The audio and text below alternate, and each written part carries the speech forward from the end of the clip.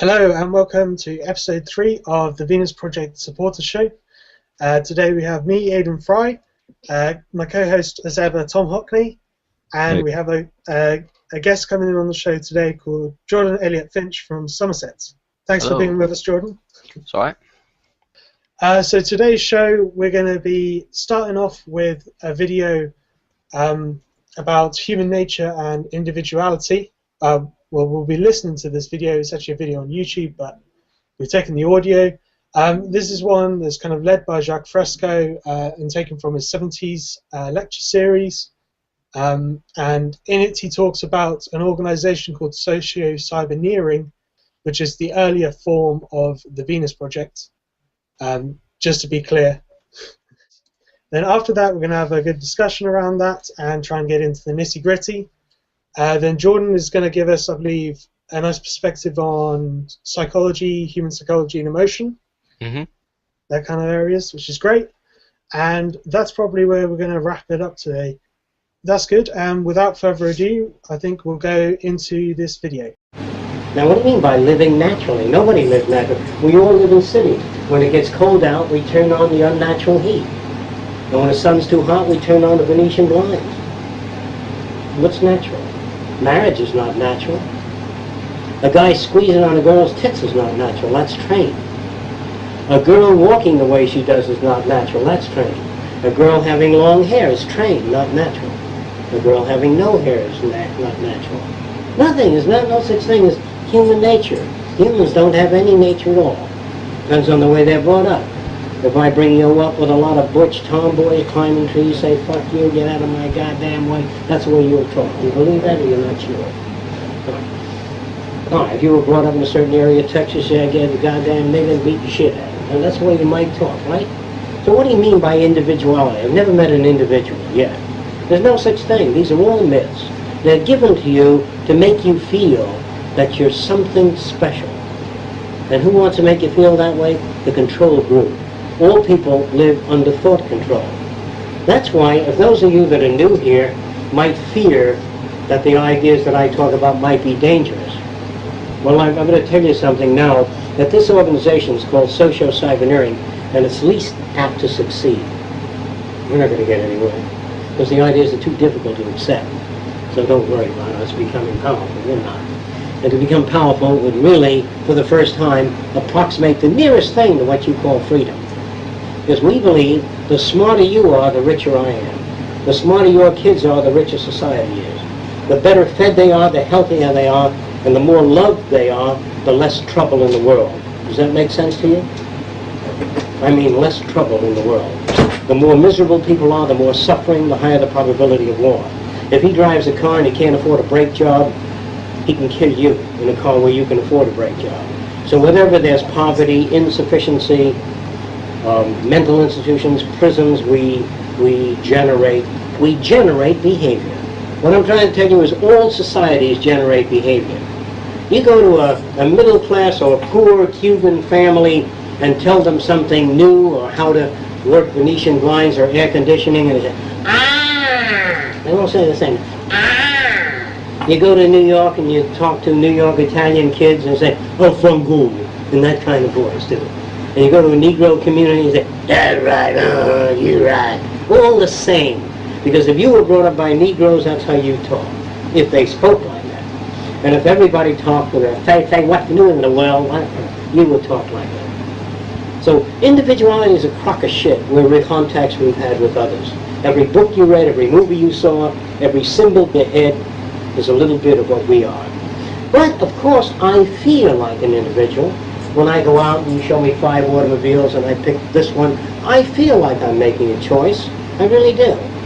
Like if I lived 500 years ago and I thought of buying a nice car for you, I would buy something like that. You know, I really would. I make a down payment on it, I buy the thing. Because I have nothing else in my mind. I don't picture a jet aircraft. So what do I buy? I buy what exists. They say, well, you can go to the university now and study anything you want to study. That's a crock of shit. Because in the early days, when you get back, say, 500 years ago, and you went before the king and says, I'd like to study something, he said, well, you can make flaming arrows, javelins, you can hammer out armor, you have a course in that, you know, armorsmith. You can fix chariot wheels. You couldn't study anything you wanted to study. Young American kids, when they go out into the world in a park, you see a baseball field or a football field. Some of you say, well, that's fine. That's shit. You don't see any chemistry labs for kids that love chemistry. You don't see any area where they can go and study aeronautics or the earth sciences. Why don't you have every goddamn park have music, art, science, theater, photography? How come it's always baseball and football? I'm going to give you the reason for it. To enhance aggressive behavior. To get men to grab a ball, take it away from somebody else, knock the other guy over. In case of a war or conflict, there's generated loyalty to team and aggression. But a society that really concerns itself with human beings never teaches aggression.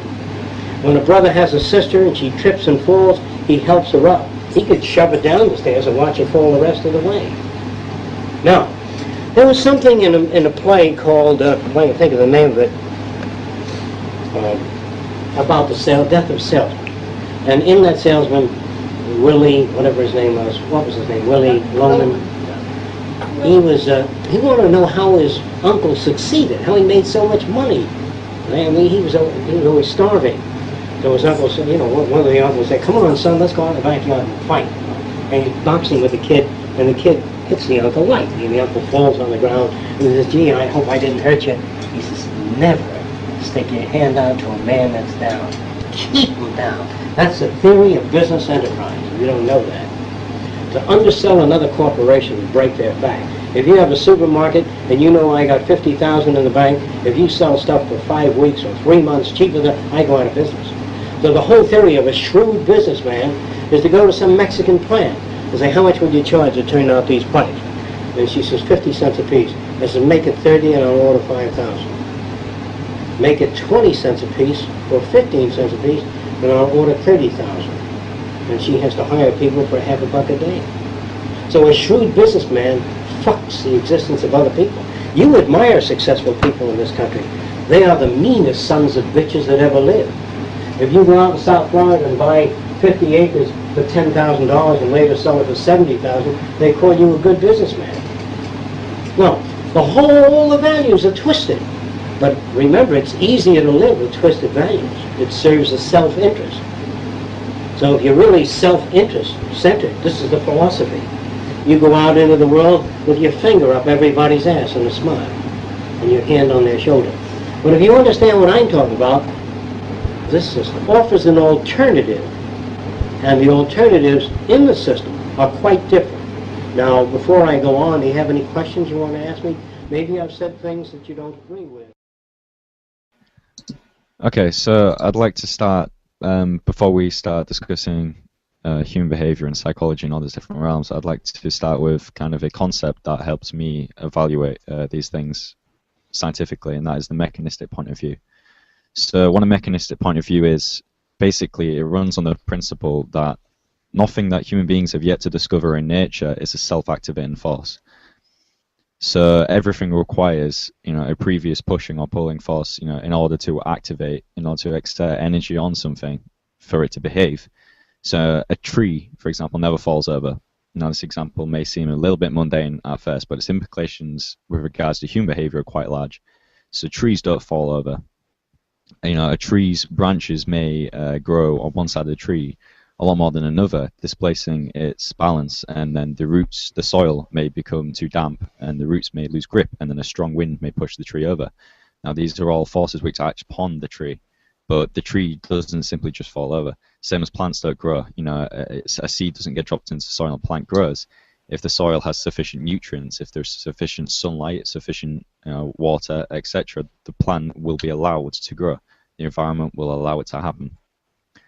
So in this concept, I think it runs nicely with the opinion of free will.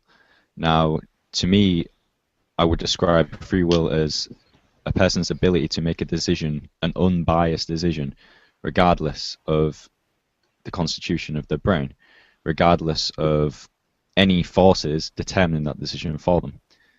So basically, as we understand it, the brain is where the decision making is made. Some people believe in the soul, and which constitutes towards decision making, things like that. But as far as scientific evidence suggests, the entirety of decision making comes from the brain. So, I'm going to assume that that's the case for the purposes of this discussion. So basically, the brain is constituted of genetics, conditioning. It's an area that I don't understand fully, but I understand that its constitution is physical and kind of psychological in that it involves conditioning. So if these are factors that a human being can't control, if these factors contribute to the constitution of the brain we cannot control, then we cannot control our behavior. We simply react to the environment. There's a pretty good model of the decision-making process that occurs within a brain, used by Ray Kurzweil with his artificial intelligence type machines. Now, it's not kind of proven to a point where we're still waiting for the brain resolution scans to be able to really figure out the kind of associations that happen within the brain. But what he's finding with trying to make artificial intelligence is that kind of a self-referential model between the brain of associations between certain symbol recognizers. And it's that kind of that association pattern that goes around with your brain that layers up the abstracts from a line to a line that's connected to another line, with another line in between. That's an A, and that's next to an N, and that's next to a D, and that's the word and that is in the middle of a sentence. And you can build up these abstract layers in your head till you get to kind of like this kind of illusion that you're in control. Yeah, it seems to me that the opinion that free will exists is one which supports a lot of current systems and institutions within our current a sociological climate, and mainly that would be the opinion of good and evil, which I think is an enormous detriment to the human civilization, in that when a criminal commits a crime, when someone acts violently, for example, instead of studying the situation, instead of studying in excruciating detail all of the factors which contribute to that crime, a lot of people pass it off as that person being evil, as it being their nature, as it being their free will, and that they are inherently somehow an evil person, that they are inherently violent. And instead of researching why these things happen, instead of realizing that almost all crimes derive from detrimental conditions in society, instead of then trying to improve on those conditions, we simply put the blame on the individual and then lock them up and punish them. Yeah. It seems to me that this is an incredibly inefficient way of dealing with human behavior, which I think can be measured scientifically. I think it's efficient as in it's lazy. It's the quick option.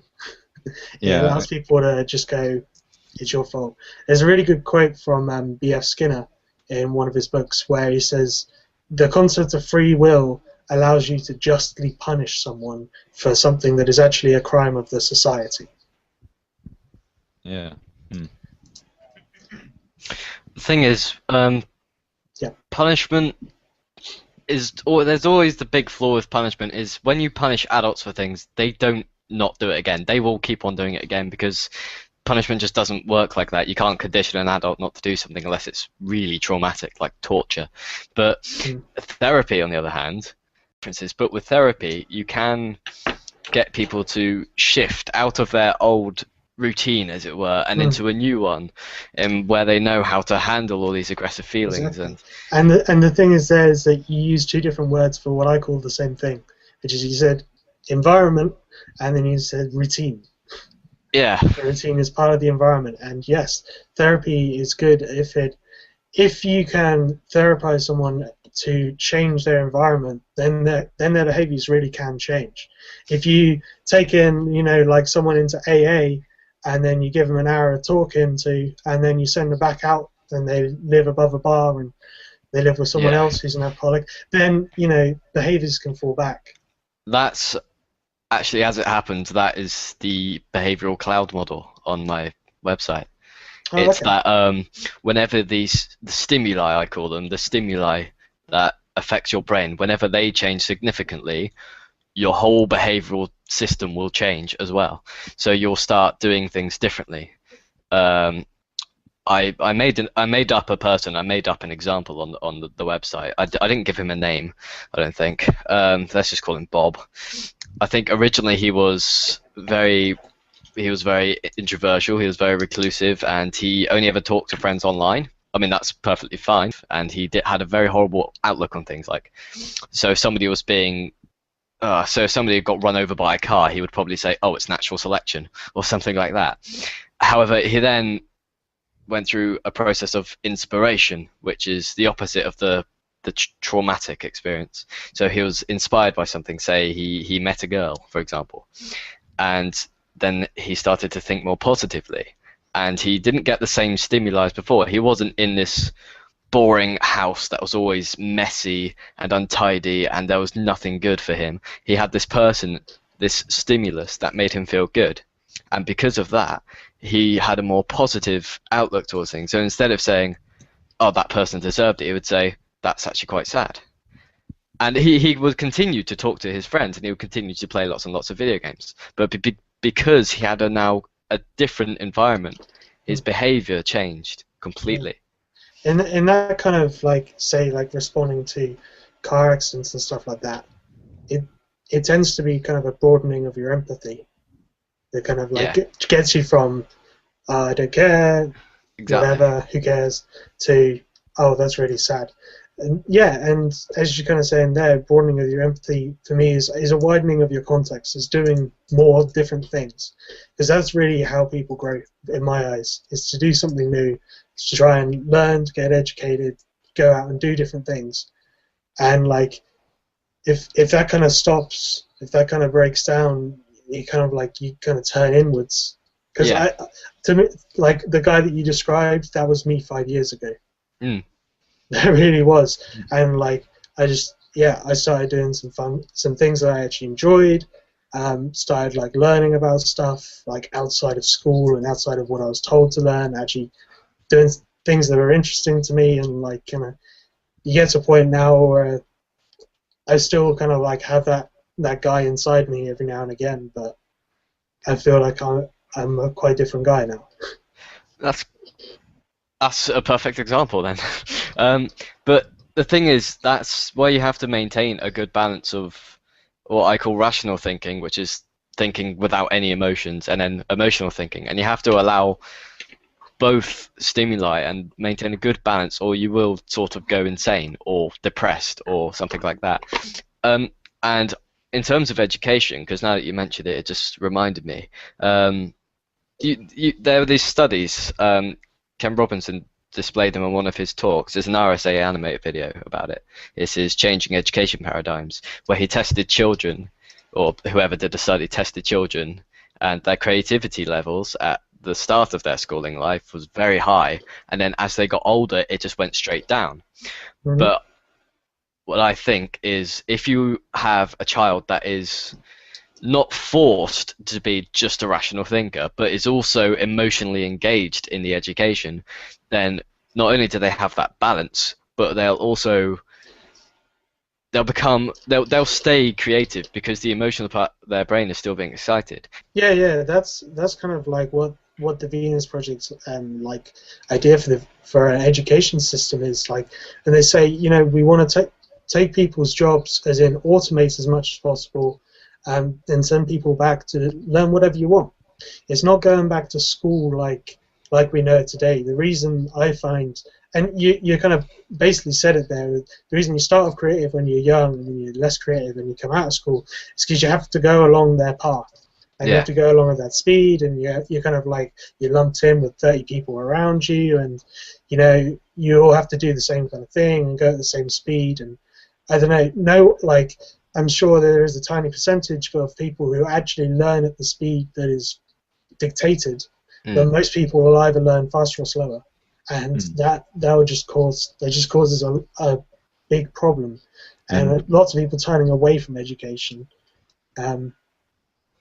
just as a general kind of rule, thinking that their school experience is the whole of education. Yeah, it can be. And whilst we're on the subject of education as well, I'm of the opinion that there's a deeper purpose to the current education system than to educate people, and that is conditioning them to certain boundaries whereby they behave more efficiently to those in power who want them to behave. Okay, so responding to authority in a submissive manner. Through the education system, like it educates people a set of values, and those values are set by the people in power, so they're going to support the people in power.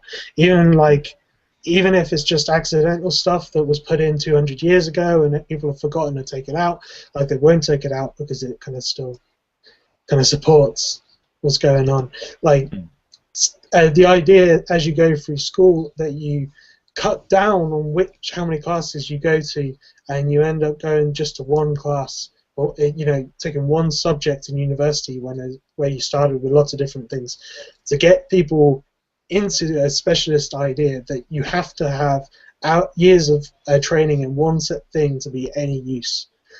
Whereas like it's so much better to learn so many different things.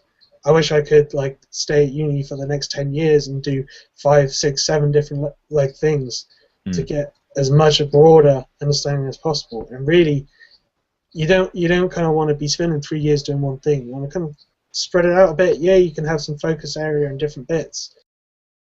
Similar to what Jack said about sport as well, and the way the education, the way testing is built is based on basically don't cheat, don't copy off your partner. But students shouldn't be taught that. Students should be taught to share ideas in a common goal of like reaching the answers and things like that. Yeah. And, experimenting and discussing. And it's similar. It's building that competition, a competitive vibe. And also in college, I was frequently told you're competing with your classmates, and I didn't like that. I didn't like the idea that if I were to succeed, I had to basically destroy the lives of those who I were befriending, which is just it's part of the current system. And the current system, like many of the operations of the current system, just like the education system, don't serve the purpose which they state to serve. So the education system doesn't serve to educate, really. It has many other roles. It's the age-old, you're taught what to think and not how to think. Yeah, exactly. Yeah, I love that. Yeah.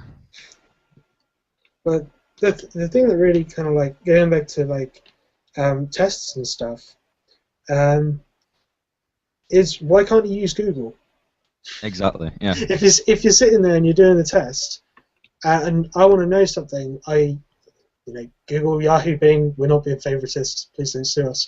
But like any of that stuff, like there's so much information out on the web that like you don't need to memorize as much anymore because you have access to it. This is again like an idea of resources. When it's scarce, then you have to kind of own and covet and try and memorize. But like when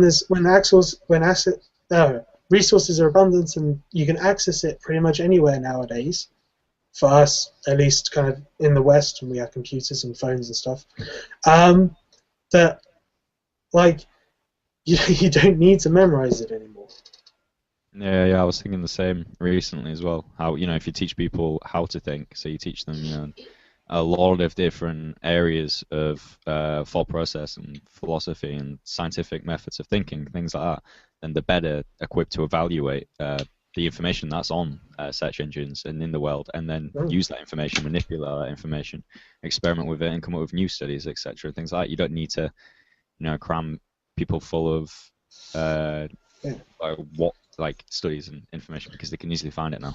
I've literally been thinking, like, for the last couple of years, I haven't actually done it because I'm lazy a bit, but like, in primary schools, they should get taught how to Google something, because there's a bit of skill involved. There's a bit of how to use keywords, where to use quotation marks, just to make sure that you get kind of where you want, and how to siphon through maybe 5 different pages to try and understand generally what's going on, rather than reading one comment and just going, that's it.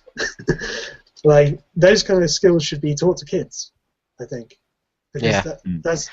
Well, I know that I was in GCSE because my school struggled to find me work to do in ICT, so I ended up doing a project, and I was actually taught all these different things like plus and minus and quotation marks for Google searches, but I had absolutely no idea about them before. So I was 12 or 13 years old before I actually found out about these things. And bearing in mind, Google's been around since the 90s. Yeah. I mean, what took so long? I've been Googling things for most of my life, and I didn't know this stuff. This is something I should have learned in infant school or primary school. Yeah. But a good example of being taught what to think, I thought when I first started college that would change. Unfortunately, it didn't. In my computing classes, he keeps teaching the class what to type. So he says, if you write console.writeLine, that will print a line. Stuff like that. That's great until they actually have a problem. When they got a problem, they call over the teacher or somebody else in the class and see if they can work it out. But they're not actually teaching them how to program. They're teaching them what to write to achieve a certain goal. So when it comes to their exam, when they have a program that they have to solve problems for and even write solutions for, they're going to have no clue because they weren't told it in the class. Mm-hmm. And as far as I'm aware, there is no part of the exam that involves Google. I think it's internet off. I don't know of any programmer who doesn't Google things. I don't know the C# API off by heart. I don't. That's the thing. I am a programmer. I've been working 2 years on Android stuff, and I'm on Google and what's the thing? There's like tons of code forums where you go, I have this problem, and then you find people have questions and people have answered, and there's code snippets, and you're just going to go. Stack Overflow is a that's the one website. Yeah. And like, it's so useful. It's all open source, and it's all people like me who are actually working at companies and stuff, and doing it when you've got to spare a couple of seconds, answering someone's question maybe, or just looking up some other things. It's that RSA Animate video, that guy who's talking about motivation. I mean, if you're at work, even if you're working right now, you have a job, but you're still helping people because it's what you want to do. You're motivated by something other than money. And it's the same with Wikipedia, the wiki books as well. People write entire books for Wikipedia, and that's it. They just leave it at that. And they do it because, well, why? Why do they do it? Because they want to? Does it feel they should? I have no clue. But well, it's the incentive certainly not to get paid. That he lays out in that, which is the higher incentives after scarcity. So what does he say? Autonomy. So being able to do kind of as you like, being in charge of yourself. Yes. Mastery, getting better at something. So writing a book just to get better at writing. Yeah. And I was thinking about it actually, and that purpose motive could be good or bad. I think that's a sort of money. I think that's a sort of a gloating purpose, reason as well, an incentive just because you like showing off, just because you want the world to know that you can do this, so you will help people. You don't have to be a dick about it, like saying you suck at this is what you should be doing, lol. No, it's just because you like expressing your intelligence and your education. Well, sorry, there's like kind of two sides to that. If you're doing it for yourself, then yeah. If you're doing it just to gloat over other people, that's really something that we're kind of taught with all the competitive stuff that we're indoctrinated with. Sorry, like Tom. For example, I did 2 years of history in college, and I never got to use that information at all for any benefit whatsoever. And then one time, like at a social gathering, someone asked me a question regarding some historical event I'd like researched, and it all just came out. Like I talked to him for like an hour, just because I really wanted this information that I'd learned to be useful and to be interesting to someone. So maybe that's like the incentive as well. If you've got this information, you've got this potential, and then someone, it becomes useful to someone, you feel gratified in knowing that it wasn't a waste of time learning it, in that you've helped someone out, or you've. Well, I think like quiz shows as well. But people they don't have to shout out loud. They don't have to say I know the answer, but they do. They shout out the answer because they like knowing things, and they like people to know that they know things. It's almost automatic. It's like a reflex. It's strange, but I think it depends on people. I'll sit there and I'll just think of the answer to myself, and if I'm right, I'm right. If I'm wrong, I'm wrong. I don't feel the need to tell everyone else in the room. or anything like that. But that's just me kind of thing. It's different to different people. Individual It's not differences. yeah. It's not kind of touching back onto where we started. It's not human nature to Yeah. be kind of gloaty or to try and do over other people. Yeah, in terms of human nature and the word reflex as well, there are certain like reflexes that the mind and the body exhibit, in children. So basically, like if you've got a room full of babies and one of them starts crying, it's likely that the others will all start crying as well, and that's a reflex. That's a reflex response. But that's not something that will necessarily stick with the child throughout its later life. And also, if there's a malfunction in the child, so it doesn't have its tear ducts are working properly, or maybe it isn't able to pick up and process sound, then it won't respond. That reflex won't work. So it's important to note reflexes aren't innate. You can have a reflex in the DNA, but for some malfunction, it could not be exhibited in a human being. And also, a reflex could be conditioned out. Yeah. So another reflex, like grabbing onto things, like going away. So if someone goes like swings a stick at me, I might kind of reflex, try and grab it, so that the second it touches my palm closes, that kind of thing. But that's the kind of thing that could be conditioned out, and that doesn't really have an impact on my behavior either.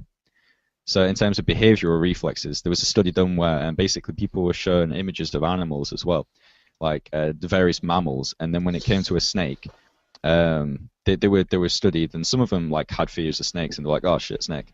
But a lot of them just kind of stood there and were like, whatever. Didn't show any physical, or they didn't feel any different. But inside the brain, I forgot what part of the brain it was that lighted up. But the part of the brain kind of represented fear response, and that part of the brain just lit up a little bit to the snake, but not to the other animals. And that was kind of a conditioned, an innate response as well. That was kind of like a reflex. I saw a similar study where they were testing the genetics of humans with reflexes, and apparently, they came to the conclusion that when humans were wild, so to speak, it would have been an automatic reflex to either run away or just completely freeze when you see a snake, the fight or flight response. Mm-hmm. Well, it's fight, flight, or like freeze, as you say. Freeze is left out of that. I don't know why it's not called fight, flight, or freeze. It's very interesting because I did look about that, and it's kind of the psychology of awe and that kind of thing. Sorry, this is just kind of going back to music stuff. We now have kind of to such a degree kind of grown our kind of our psyche that we can at least kind of recognize these things now, and you have the ability to make a kind of another option, which is the informed decision that you're going through such a emotional, physiological response to certain environments. So I guess through the education process, you give yourself another choice. And the more choices you have, the more freedom you have. It might be that you see the snake and you go, but actually another guy comes along, sees the snake, and he's learnt that it's not actually a poisonous snake. And he'll go, oh, it's fine. So you can... Yeah. That's true. So the rational mind has a sort of either an input or a complete control over the reflex after the reflex is done. Is that what you're saying? Because that would make sense. So like after you've been a bit scared and think, oh crap, you think, oh wait, no, it's fine, never mind. It's sort of like, say, if you see a spider, if you're used to handling with spiders because you're a father and your kid's scared of them and you get rid of them, then you think, oh bloody hell, that's big, but then just get on with it because you know it's not going to hurt you. Yeah. I think the gap between what you call the rational and emotional mind is one hazed with like an area where they're both combined. Yeah. Yeah. And also, what do you mean by when you say rational as well? Rational, so anything to do with logic, reason, and just thinking on a rational level. So if you see an ice cream van, the emotional thing to do would be, oh, I really feel like having an ice cream. The rational thing to do would think, I actually don't have that much money, I shouldn't buy an ice cream, despite the fact that I really want it. So it seems to me as well that in your examples, the rational mind takes over when it's more emotionally pleasurable to take a less immediate emotionally pleasurable action. So to maybe not buy the ice cream because you don't have enough money might result in later on you using that money to better spend it on something that will be more pleasurable to you. So does the rational mind serve to benefit the emotional mind? You mean delayed gratification? Well, you could spend your last dollar on ice cream and then spend the night out in the rain, freezing cold, and crying. So you could kind of rationalize that for your later emotional response. Yeah, exactly. You know, Yeah. I don't think there's really this kind of divide. There's a kind of more rational, more emotional. Yeah, it seems to me the rational mind serves the emotional one. Yeah. Yeah. And there's I can't remember if I renamed it. They kind of work together. I can't remember where it is, but there is an RSC animate about the kind of the split of the mind between irrational and irrational, kind of the old school left-right hemisphere split, but that's kind of not right. But he kind of says the really things like creativity, intelligence, they really combine rationality and emotional thinking. I think like they kind of combine each other, and like the emotional kind of side really, I think, allows us to try and understand people better or react to things that we don't understand kind of in a logical way. As far as I'm aware, in an average person, usually the emotional side is more powerful because it has the power to release things like endorphins and serotonin and all that sort of thing, whereas the rational mind doesn't always, unless it's like like Sudoku where you enjoy it, where you enjoy using your rational mind, of course. But the thing is, emotional mind, like releasing endorphins and things, but isn't it the endorphins that cause the emotion? No. Is it not? I thought the endorphins were triggered by the emotion. Yeah, I think it's. I think emotions work based upon your brain's reaction to sensory input. In that you perceive, like you see something you like, and then your brain, certain areas light up, and then they release the chemical signals which activate endorphins, etc. Yeah. It could work the other way around, because there's a thing where if you smile, for some reason your brain does start to release endorphins when if you smile, even if you're not happy. So it could be that after a certain amount of smiling, even if it's artificial, with the emotional units thing that we were talking about before we started the recording, it could be that it starts to overwhelm whatever's upsetting you, and you start becoming a little bit happier. And that's why they do say to people, smile even if you're not happy. I think I have heard on many occasions professionals saying to people, because for the record I used to go to medical tuition, so it was a lot of the kids were sort of sad. So they always used to say, smile, even if you're not happy, just smile. And there may have been studies behind it, but well, there's definitely certain things that you can do to your physiology to affect your mood. Stuff like just going for a run if you're like feeling depressed. Stuff like that can really affect your mood. It's a very complicated thing. It's very hard for me because there's not like a happy that I can kind of point to and go, that's what happy is, that's what sad is. It's like always this kind of subject experience that you have really no way of measuring because it's inside your own psyche. It's very strange. So there are various different things that can affect the emotions. And it's all to do with individual differences, which is why psychology isn't exact science, because you find it out with one person, but then like only 2 other people ever, and you can't generalize it. Yeah, especially things like jogging and stuff. It plays on people's individual values. So I, for one, I don't like jogging. I can't stand it. I don't get it. But I know that like going through that kind of is a cathartic experience. Yeah, that's it. Just running about and getting a bit sweaty would be particularly good for me in certain situations. So maybe I'll go and do a bit of jogging instead, a bit of walking around instead, or go and I don't know, do something else which I find more kind of acceptable. So power walking, just try and vent it is the word they use. The venting of the frustrations, for example. So if you're annoyed by somebody, you just want to go for a power walk, just get it out. Yeah, I don't find that actually works for me. Really? Yeah, it kind of has the opposite effect. If I'm like riled up and angry or something, it's much better for me because I find, and I don't know if this is like entirely just because of my small kind of background with music psychology and stuff, but I really kind of focus on my heart rate and my breathing a lot of the time, and essentially it's a kind of pretty even pretty simple equation of if you want to calm down, lower your heart rate, lower your breathing. If you want to be a bit happier and a bit more excited, raise your heart rate, raise your breathing. Yeah.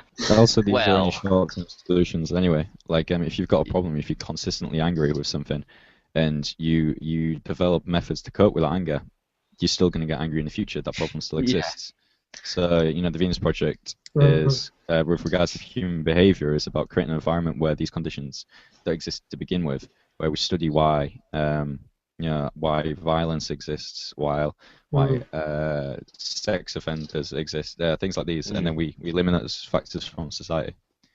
So that's a scientific approach, and a lot of people would argue that it's not possible because free will exists, human nature exists, there are just evil people. But that doesn't seem to be the case when it's scientifically studied. Would you agree with that as well, John? Yeah, I'd absolutely agree with that.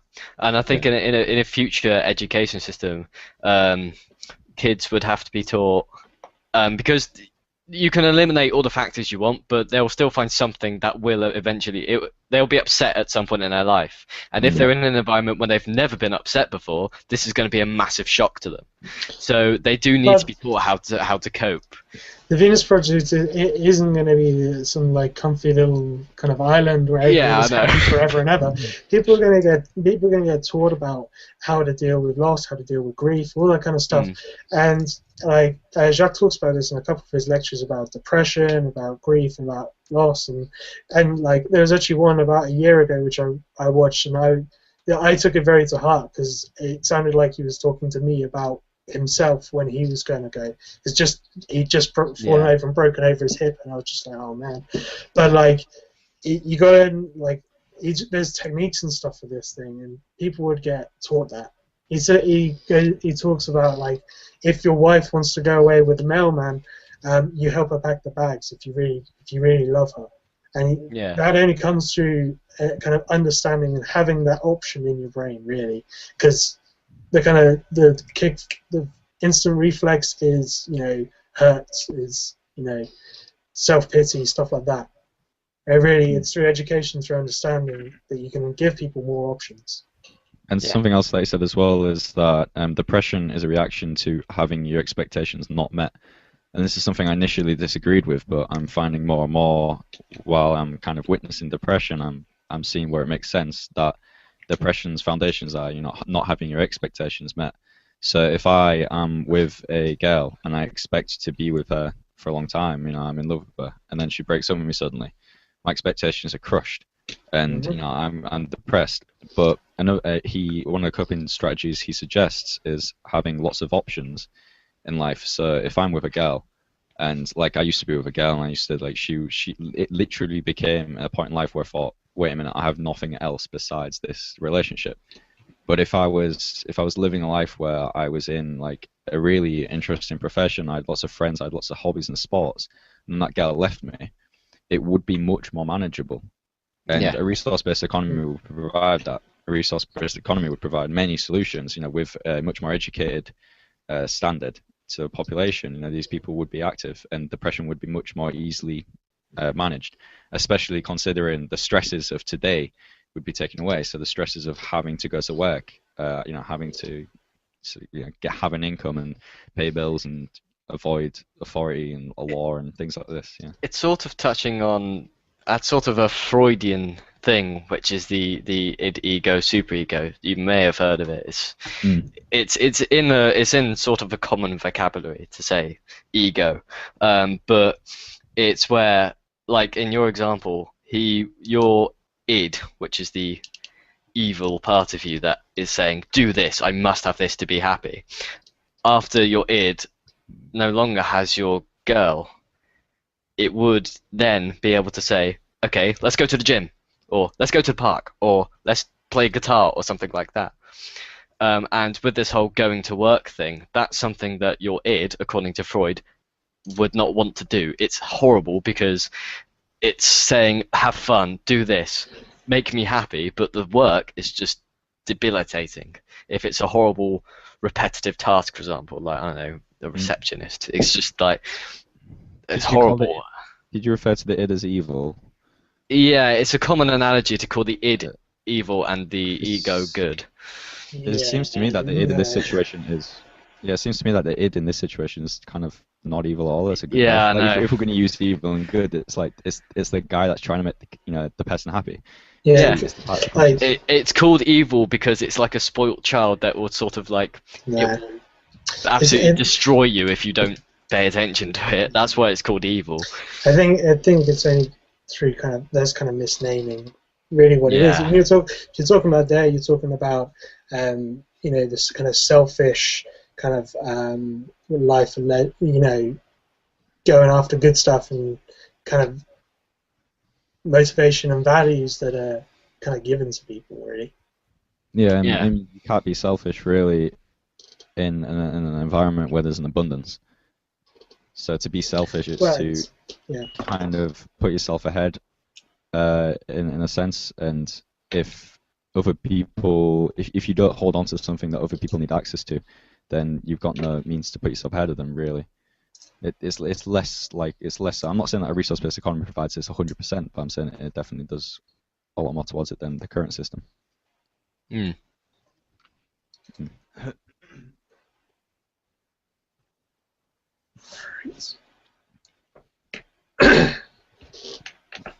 Alright, so going back to the video, we kind of haven't really talked on this, which is the illusion of choice, and kind of there's kind of my choice of being able to choose red, blue, or green car, which are in front of me, but then like kind of what shapes that is really the kind of the associations in your brain and your values of maybe you like a car that has a top down, or you like a car that has a top up, based on the advertising that is marketed towards you and you resonate with. Something like that, kind of like all that kind of stuff really affects your choices a lot of the time. So there is that kind of choices, but there's also another limiting factor on your choices, apart from kind of your internal preferences, which is the environment. If there's three cars there and you say choose whichever one you want, you obviously can't choose the fourth car, which is over down the road and is purple, and things costs like that. Much more. Yeah, I really liked actually Jacques had the example of going back 500 years, like what could you learn in school?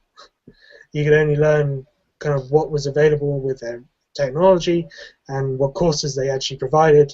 You couldn't do a modern physics lecture course even, or anything like that, because it just doesn't happen within that environment. It isn't there within that context. Yeah, and even now they might say that you can, there's a lot more to study in universities, a lot more to study within the education system. But if I don't study something that will provide for me a secure income in the future, I'm screwed. So in that sense, I'm not free. You may say that's you're free to do what you want, but I'm not, because the economy also dictates my decisions. I can't necessarily study art and go into a life of music and be in a band all my life if that won't bring an income, and if that's going to result in me being hungry. Yeah. I hate to be the case study again, but I went to university for 3 years doing music, and I haven't got any paid once for doing that. I came out with a ton of debt. I taught myself how to program in about 6 months, and then just got a job. So, and I had the free choice to go to uni, but it was kind of, well, you're 18, everyone's like, yeah, let's go to uni. So it's like, yeah, cool, I'll go.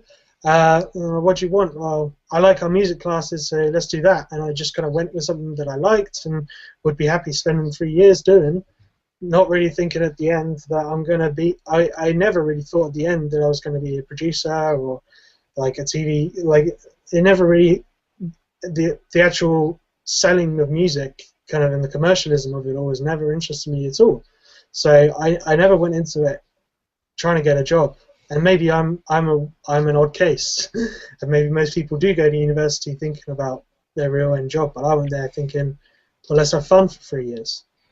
Well, I did sort of the same at college. My initial plan was to just I was picking subjects I thought, well, this would be a laugh, because initially I only really wanted to do psychology. So I thought, okay, I'll do history, that's quite fun. I'll do physics, and I'll do sociology, that seems a laugh. And then I realised, actually, none of these, apart from psychology, would actually get me like a decent job unless I really pursue them. So so I decided, okay, I'll drop the physics and I'll drop the history, because history, unless you want to be a history teacher, is pretty, so I picked up computing. So I thought, okay, if I want to get a technical job, computing's available to me. And then I learned, too late, unfortunately, I learned after I'd signed up for the course that a lot of technology companies don't particularly care about your qualifications. They care about what you can do. So, like with you, if you teach yourself to program, you're probably going to be better off than if you were taught in college. Let's see. Let me explain to you what I did. It took me 6 months, essentially, from starting to learn to program for iPhone. I had actually started teaching myself to program generally about 3 months before that, but on a very low scale. I essentially came out of uni, I bought myself an iPhone, and I went through a tutorial series that someone did, got to a couple of pages in, and they stopped. So I carried on writing the rest of the tutorial series, like 10 episodes of this tutorial, learning as I was going. Most of it is pretty rubbish advice. I've got to be honest there. I didn't really know exactly what I was doing as I was going along. I was just kind of playing around and going, oh, this goes here, this goes here, this is how you work this, and it wasn't best practice. But I kind of did some documentation, I had something to show, I turned up, and I'm like, look, I've been doing stuff for 6 months. And they were like, fine. And then they hired me and told me to start learning Android completely from scratch. I had never done Android before. So it's strange what you think you need before you actually get into a real world experience. And luckily, when you were teaching yourself, you weren't learning what to do. You were learning how to do it, weren't you? Because that's what I found with programming you can easily go from C# to Java rather easily, because you're not being taught what to do. You're being taught how to do it, and because they're similar languages, you know what you need to do. All you need to know is the vocabulary. So. That's the thing. I had a very interesting, about a month and a half, when I was really looking for jobs. I essentially had an interview every week in a different programming language.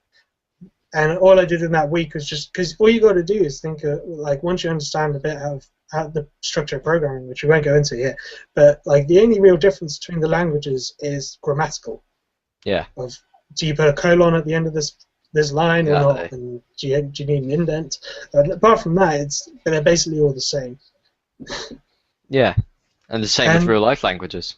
Yeah, and like a problem that we have, and this is actually really good. It was in one of the books that I was reading about programming, but it kind of really applies to a lot of the technological stuff that we have today. Is that it's beneficial to programmers, just for programmers, it's beneficial to programmers to make it seem a lot more complicated than it is. Because it is actually fairly simple, like all this stuff. But you kind of write and you talk about it using kind of acronyms and stuff like that to obfuscate really what's going on, to make it seem harder, so to make your job more secure, to mean you can get paid more, that kind of thing. And it really, all it's really doing is it's stopping people from investigating and learning programming, but like it's the same to most technological stuff, like doctors, all this kind of stuff. They, like scientists, a lot these days, they speak in a way that's so complex and so scientific that just to make it seem confusing. Yeah. to break people from entering, to keep people specialized again. Because if you hear someone talking about a computer, like, I don't know, the internal hardware about a motherboard and some bits and bobs, and you don't know anything about that kind of stuff, it can sound really intimidating. Whereas really, it's just they're doing a bit of wiring here and there. Yeah. I was just wondering, John, as well, in your psychology classes in college, was free will or anything like that ever discussed, like human nature or genetics or anything like that ever discussed? as far as I'm aware, it's coming up quite soon. We haven't done any of it yet, but I think it's on the spec. What it covers is because they have to cover all the psychological perspectives, like biological psychologists, cognitive psychologists, and Freud, who was his psychodynamics and stuff like that. So you do developmental psychology, which is stuff like attachment, so like an infant attached to its mother, and conditioning and stuff like that. And then you do all the cognitives, which is memory. And I do think free will, I think we touch on it. I can't remember why. I was looking through the spec, but I do think we touch on it. But I'd be surprised if you didn't touch on it, but I'd be surprised if you really got an answer, yay or nay. yeah, because, well, the whole purpose of these lessons is they do a force feed you, this is a study, remember it sort of thing.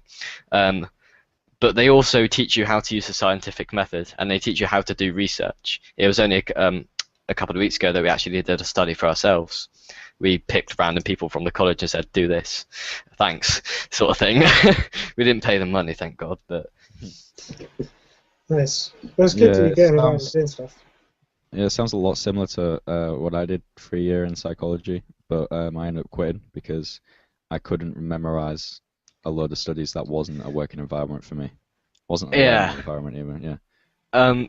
We are lucky, as far as we've been told, we don't have to remember the year, we don't have to remember the names, we don't get any bonus points for remembering the names, and somebody asked a question, and the teacher sort of went, yes, sort of.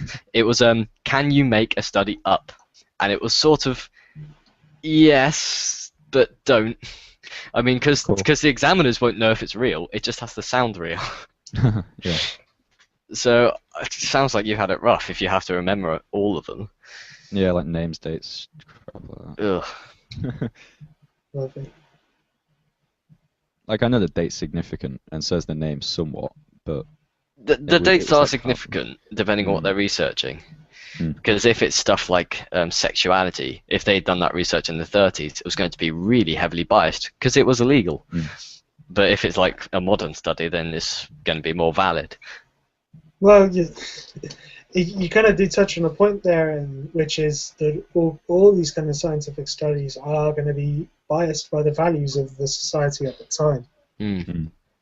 And you see that, I think we've already talked about with, well, you just said you can make something up, and that is just as applicable for your exam as to someone who's publishing a book. Yeah. The values right now are to profit off your work, so you got to sell whatever you come up with, even if it's not necessarily true and stuff like that. And well, that's the kind of the influences that are put on people. Not all people can are as affected by them or not, but that's really what generally in the background of society is kind of whispering in everyone's ears. Yeah. So. Which it's good though. I think we're moving towards a more scientific kind of method, a more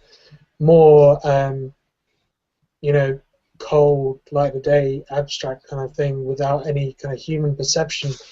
But like really, that is the problem: is that everything has to go through a bit of human perception, and that'll kind of put a bit of spin on anything, essentially. Yeah. Brian Cox, I've just posted it in the chat there. Brian Cox did a speech, sort of like a tiny little speech about how the scientific method absolutely must be used in democracy in order to achieve a solution. Because as far as I feel that the scientific method is almost flawless in a sense that you can only find out the solution to something by finding a problem.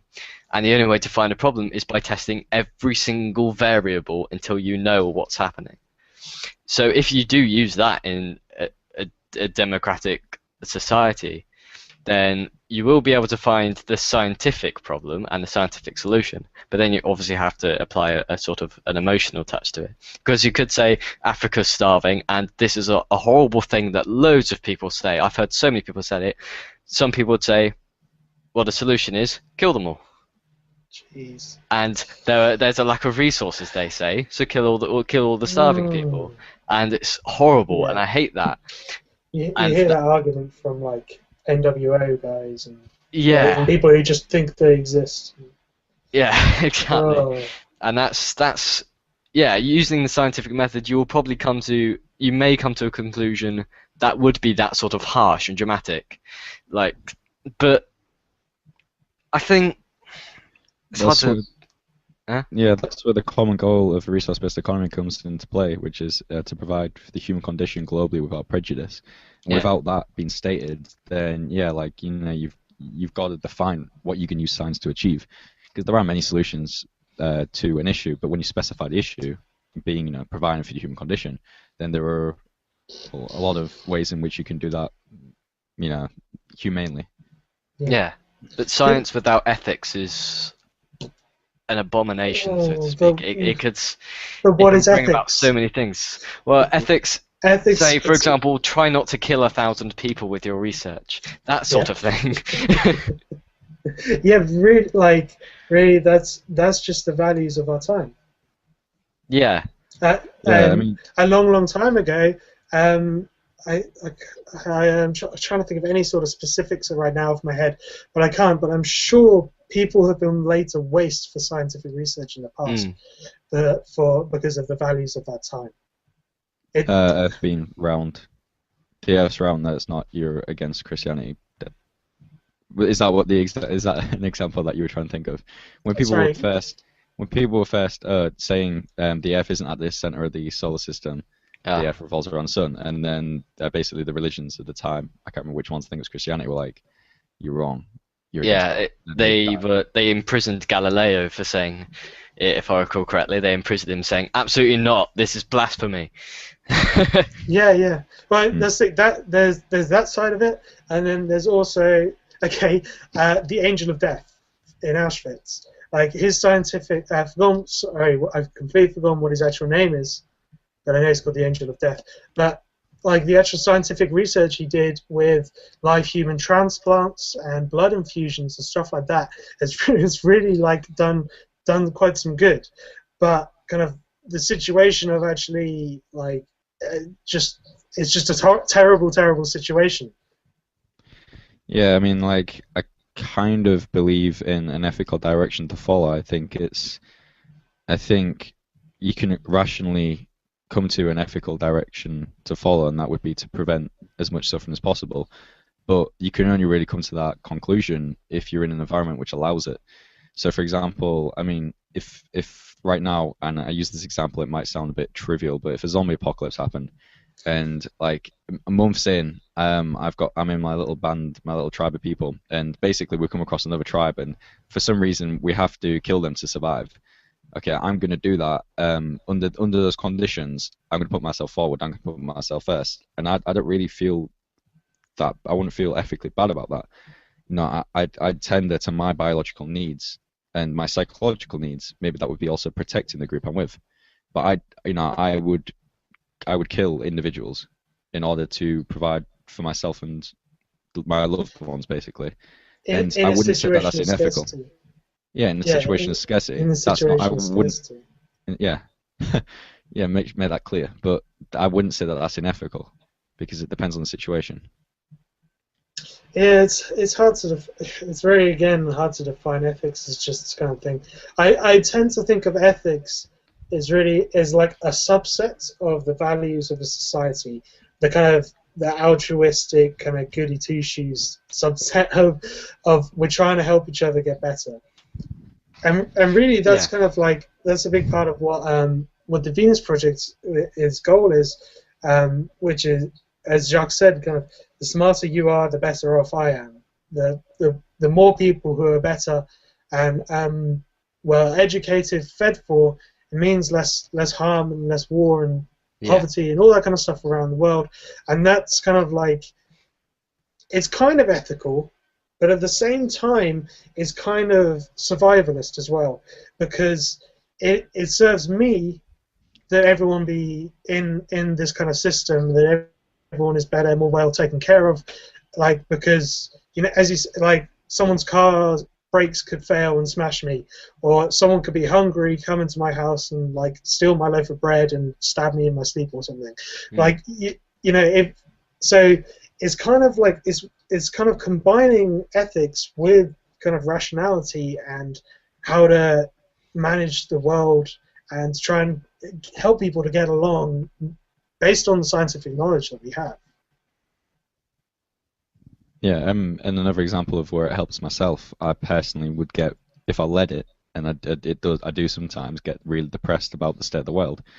And if the state of the world were much better, I wouldn't really care what I was doing. I'd just be happy, and that serves me in that other people in the knowledge, but basically like the part of my brain that processes empathy, that's not undergoing trauma kind of thing. That serves me. It also serves other people. Well, ultimately, everybody in the world, regardless of race, age, and country and nationalities and stuff like that, we are all essentially working together. Really. I don't like, don't know if you've heard of functionalists, but I don't particularly care for them. But one of the things they do is they say that everybody in a society is working together so that society works. So, yeah, it is sort of survivalist, saying it benefits me for you to be this, but it also allows for people to allows the people to work off of each other. I mean, that's why you have teams of people working on one project, because not one person can do everything. So in order for humanity to actually progress properly, we all have to be on near enough the same level, and we have to get rid of these things that will otherwise that would otherwise impede us. I mean, you don't see people on the International Space Station arguing with each other because one's English and one's Russian. That would be absolutely balmy. I mean, it just wouldn't work. You wouldn't get along and nothing would be done. Yeah, good example.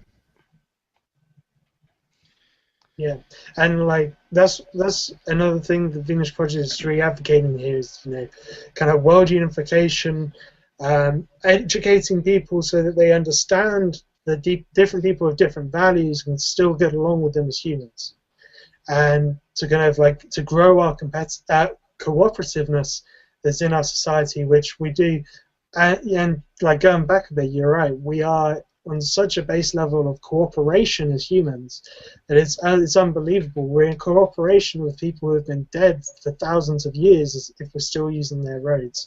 We're still using their maps and still reading their books. We're in cooperation with each other just because we can use the same language and understand what we're talking about to an effective degree, whereas we can actually change and manage our surroundings, pass on education and information that, like, really, when people say that like it's dog versus dog and like we're on this kind of surface, we're actually competitive within our societies. Like there's really a surface competitiveness that like doesn't really need to be there. It's kind of stoked by the things that we're fed and like things that we see and things like the sports and stuff enhancing aggressive behavior. Whereas like we are on such a base level understanding and communication and cooperation with each other that if people could really understand that, we could then go even further with our cooperation, I think. If we get rid of money, get rid of like countries and things that really separate people into these different groups, we can get past that and like really do some good, I think. Yeah, I really like that analogy you kind of made there. I've never really thought of it like that. Like the person who basically invented or helped to invent electrical appliances and medical care and all those things. I'm not like, in competition with them. I'm not despite them. I'm like, you know, thank God that thank God, Jesus, thank science that these people came about because it benefits my life completely, and that's cooperation. Yeah, it seems that is inherent in even today's society. Well, it's a combination of getting something for free as well, isn't it? Like people, if you think it's on a dog-eat-dog world kind of thing, that you don't get anything for free, whereas really you get 99% of everything free. because your house was built not by you. The person who designed and actually went through the painstaking process of figuring out how a house could work, how plumbing works, how electric light bulbs worked. You get all that stuff for free, and really, like, the monetary tag that we have on top of it is an arbitrary tag, which is only used within the system. It doesn't actually have any effect on the actual knowledge which you're getting for free. All right. Well, I think that's about all the time we've got for today. We've probably overrun by a fair amount. Yeah. But I think it's been a great chat. Thanks to you guys for coming along. Thank you. Yeah, thanks, Jordan. Thanks, Aiden. Awesome. And we'll be back in 2 weeks with another interesting topic.